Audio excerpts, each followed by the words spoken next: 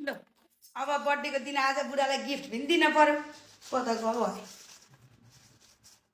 ल लिनुहोस् बुढा मैले दिएको तपाईँले पनि सम्झिनुहुन्छ किन सारी कति ठुलो सुन सिक्रिसकेछ ए बुढो गिफ्ट भनेको सानो ठुलो भन्ने हुन्न ग बुढीले सम्झी भन्नुपर्छ कति ठुलो हो अब ठुलो सुनको सिक्री औँठी दिन त पैसा हुन पर्यो गर बुढा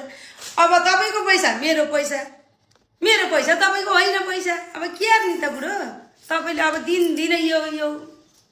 दिनदिनै मसार्न पर्छ सबभन्दा चाहिने चिज त यही हो बिन्सारी यही मलाई ठुलो भयो ल बुढीले जे भने सम्झिन्छ गर तपाईँ जस्तो हो र एकदम जातवृत्ति लिनु राखिदिन्छु डरा जा मैले राख्छु गोजा राखेर डुल्छु बुढीले गिफ्ट दिएको भन्दै यहाँ राखेर हिँड्छु भयो गिफ्ट त गिफ्ट पनि सानो ठुलो अरे त्यही त अब सिक्री औँठी दिन त हुन पर्यो नि त